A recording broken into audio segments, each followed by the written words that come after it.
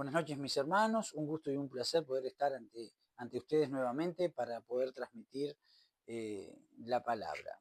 Tratar de transmitir una teología correcta en cuanto a la interpretación de lo que es la palabra de Dios. El conocimiento nos hace poder usar la espada, que es la palabra, correctamente ante falsos argumentos tirados y dichos por evidentemente malas personas que transgiversan la palabra de Dios, ¿no? En el día de hoy vamos a analizar Filipenses 4:13.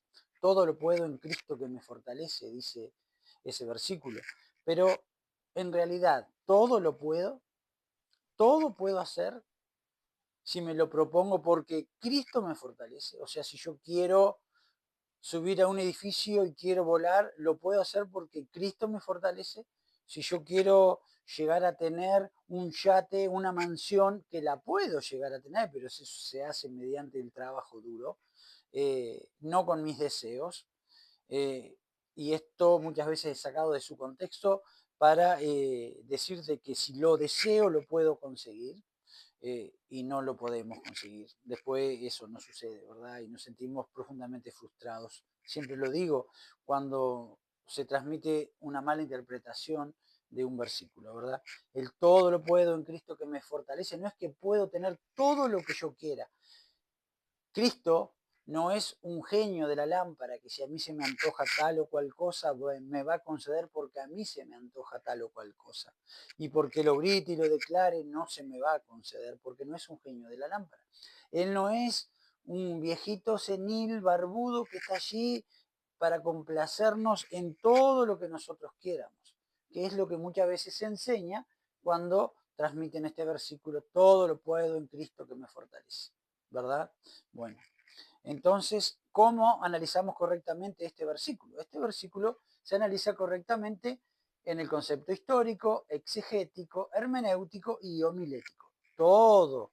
Son cuatro principios básicos de la teología, ¿verdad? Esto es un principio básico, son los cuatro básicos de la teología, y eso hace que interpretemos correctamente el versículo que estamos leyendo.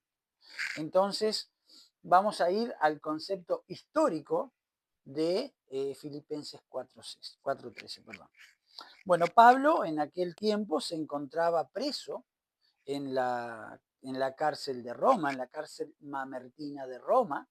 En ese contexto se encontraba Pablo. Pablo no se encontraba en el living de la casa mirando una película. Pablo no se encontraba en el campo.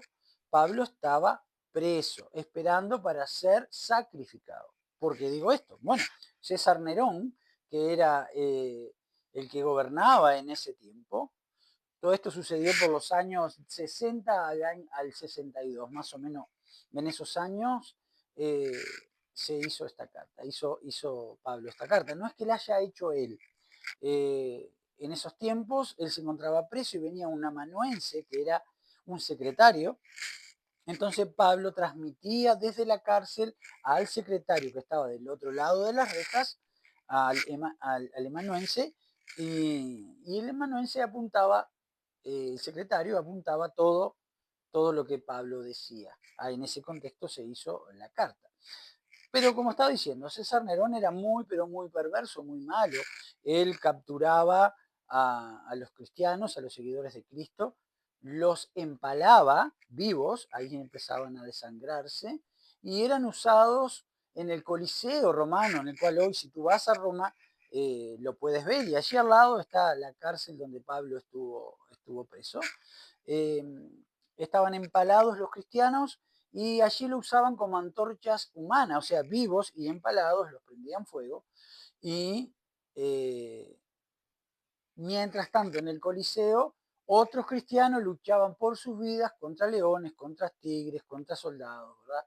Ese era el contexto en que se encontraba Pablo. Pablo estaba preso en la cárcel y escuchaba todos los días que iban, abrían distintas rejas y llevaban cristianos a esa condena que le podía tocar a él, ¿verdad? Aún bajo este contexto histórico, Pablo escribió esta carta que habla de una de las cartas más amorosas escritas que tenemos en la Biblia por parte de él. Le habla de mucho amor, habla de mucho espíritu. El Espíritu Santo estaba en total comunión con Pablo en ese momento y la esperanza de Pablo era inmensa, ¿no? Porque ponía y descansaba en Cristo Jesús, ¿verdad? Ese es el concepto histórico en el cual Pablo se encontraba. Hay mucha gente que dice que la teología no es lo correcto, que no está bien estudiar la Biblia, pero está bien estudiar la Biblia porque gracias a eso obtenemos estos datos y podemos entender la preocupación que Pablo podía estar pasando esperando el ser condenado, el ser empalado, el ser prendido fuego, el ser comido por los animales, ¿verdad? Entonces es necesario analizar cada versículo para entender. Vamos al concepto exegético, que eso es lo que dijo Pablo, ¿verdad? Entonces para eso tomamos la Biblia y vamos a comenzar en el versículo 8. Dice, por lo demás, hermanos, todo lo que es verdadero, todo lo honesto, todo lo justo, todo lo puro, todo lo amable, todo lo que es de buen nombre, si hay virtud alguna, si algo digno de alabanza, en esto pensar. Aún Pablo, estando preso como estaba, él estaba profundamente en comunión con el Espíritu Santo. Y la esperanza que en él tenía era algo admirable, ¿verdad? Lo que aprendisteis y recibisteis y oísteis y visteis en mí, esto haced, y el Dios de paz estará con vosotros. O sea, que si en esta tribulación en la cual Pablo se encontraba, lo pone como ejemplo, él mismo se pone como ejemplo para los que están en diversas pruebas, hagan y apliquen lo que él está haciendo con esa esperanza, descansando en Cristo, ¿verdad? De que él tiene el control de todas las cosas. Después dice, en gran manera me gocé en el Señor de que haya al fin habéis revivido vuestro cuidado de mí, de lo cual también estabais solícitos, pero os faltaba la oportunidad. Acá está hablando de que le llega una ofrenda a Pablo, ¿verdad? Y como ustedes saben, al él estar preso era difícil poder enviarle esa ofrenda a Pablo para que él pueda pasar un poco mejor en la cárcel. Eh, entonces, cuando encontraron la oportunidad y pudieron, le hicieron llegar esa ofrenda a Pablo. Y él dice, en gran manera me gocé en el Señor de que ya al fin habéis revivido vuestro cuidado de mí. El cuidado de los filipenses hacia Pablo, ¿no? Cuidado en cuanto al amor que le daban por intermedio de esa ofrenda. Por intermedio de esa ofrenda, los filipenses trataban de que Pablo llevara mejor su estadía en la cárcel, ¿verdad? Ahora en el versículo 11 dice, no lo digo porque tengo escasez, pues he aprendido a contentarme cualquiera que sea mi situación. Sé vivir humildemente y sé tener abundancia. En todo y por todo estoy enseñado. Así para estar saciado como para tener hambre. Así para tener abundancia como para padecer necesidad. Él se agradece por esa ofrenda, pero le dice que está saciado por todo. Que él aprendió a vivir en necesidad, en escasez, en abundancia, ¿verdad? Entonces, lo que le está queriendo decir es que no necesita, vamos un poco a lo que es el concepto hermenéutico, él no necesita de esa ofrenda porque él aprendió a vivir en todo y con todo, con necesidad, con hambre. Entonces, él puede vivir porque Cristo lo fortalece, ¿verdad? Cristo le da la fuerza para pasar esa situación. Entonces dice, sé vivir humildemente y sé tener abundancia. En todo y por todo estoy enseñado. Así para estar saciado como para tener hambre. Así para tener abundancia como para padecer necesidad. Y abajo en el 13 dice, todo lo puedo en Cristo que me fortalece. Esta parte que yo leí es el concepto exegético, es lo que dice Pablo. Y el concepto hermenéutico es que Pablo sabe vivir en todo, con poco y con mucho. Bajo ese concepto, todo lo puede en Cristo que lo fortalece. Pero está hablando puntualmente de las cosas que está pasando en esa situación en la cárcel, ¿verdad? Él está hablando acá y le está aclarando a los hermanos de Filipo, le está aclarando de que no es necesaria esa ofrenda, que él está acostumbrado a vivir en distintas situaciones y no porque tenga esa ofrenda, él va a vivir mejor. Él puede vivir con poco o con mucho, porque puede transitar ese camino, porque Cristo lo fortalece, ¿verdad? Acá está hablando también esto es económicamente hablando, ¿verdad? ¿Por qué digo esto? Se los voy a continuar leyendo para que ustedes se den cuenta. Sin embargo, en el 14, sin embargo, bien hiciste en participar conmigo en mi tribulación. Y sabéis también vosotros, oh filipenses, que al principio de la predicación del Evangelio, cuando partí para Macedonia, ninguna iglesia participó conmigo en razón de dar y recibir, sino vosotros solos, pues aún a Tesalónica me enviasteis una y otra vez para mis necesidades. No es que busque dádivas, sino que busco fruto que abunde en vuestra cuenta. Pablo les está diciendo que él no busca esa ofrenda, no precisa de esa ofrenda porque él sabe vivir en todo y con todo.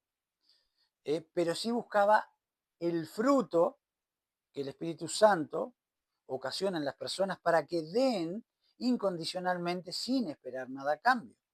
Él lo que veía ahí no era la ofrenda, sino el fruto que los filipenses estaban dando al dar esa ofrenda a Pablo. Mostraban tener el Espíritu Santo y un buen corazón para ayudar a los necesitados. Eso es lo que Pablo está diciendo en el versículo 17.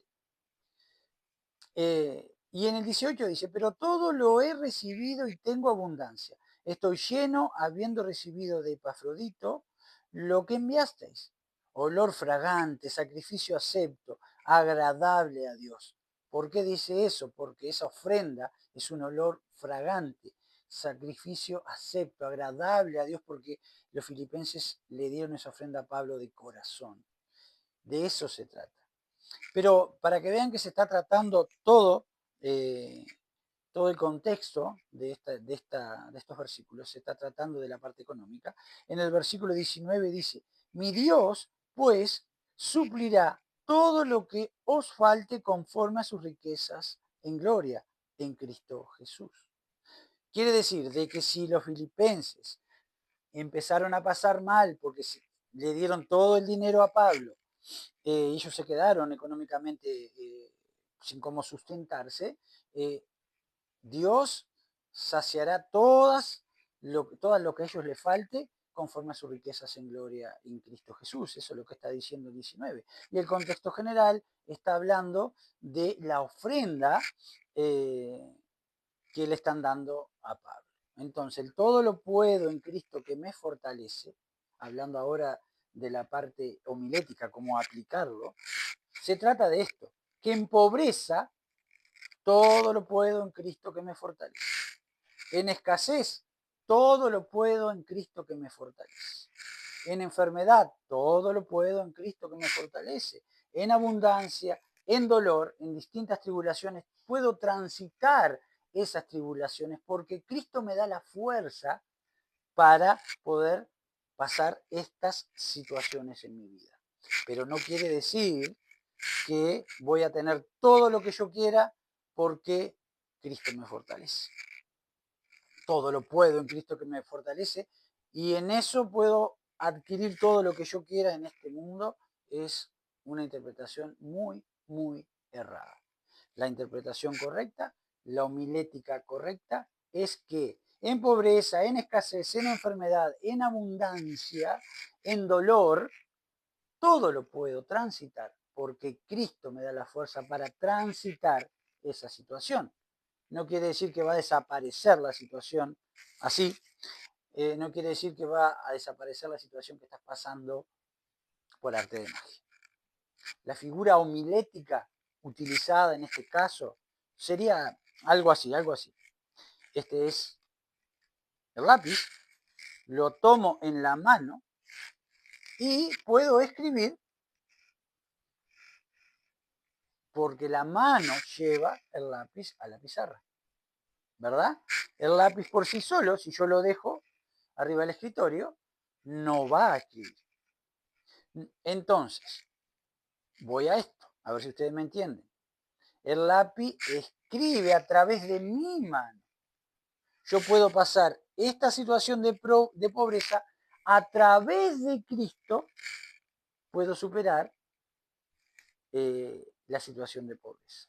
A través de Cristo puedo superar la escasez.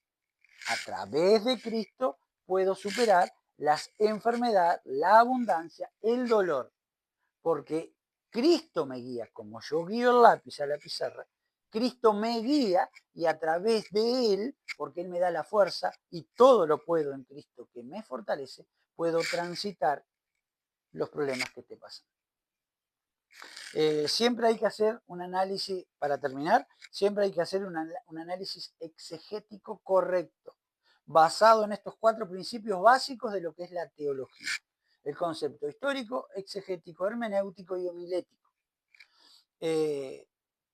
La exégesis es la interpretación correcta del texto.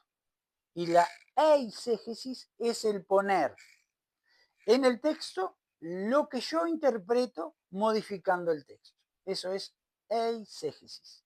Y la exégesis, lo que se hace es extraer del texto, exégesis es extraer del texto lo que el autor del texto quiso escribir para transmitir una veraz palabra y no confundir a las personas. En estos días están muchas personas confundidas por no tener el conocimiento para poder manejar la espada, que es la palabra, tanto en ataque como en defensa. ¿Por qué digo esto? Porque la espada, que es la palabra, funciona de 2 maneras, ya lo he dicho en otros videos. Puedes defenderte y puedes atacarte. Recuerden que Cristo se defendió ante Satanás luego de los 40 días de ayuno con la palabra. Con la palabra se defendió. Entonces, de igual manera, tenemos que tener nosotros un conocimiento de la palabra para defendernos de falsas enseñanzas, de falsas doctrinas que nos llevan, una falsa enseñanza y una falsa doctrina nos lleva a seguir un falso Cristo que no te salva. Los falsos cristos no te salvan. Nosotros debemos seguir al verdadero Cristo y ese verdadero Cristo está en la Biblia. En la Biblia. Toda la escritura habla de mí, dice Cristo. Toda la escritura. Entonces, a través de Cristo, todo lo puedo en Cristo que me fortalece. Muchas bendiciones, los amo en el Señor.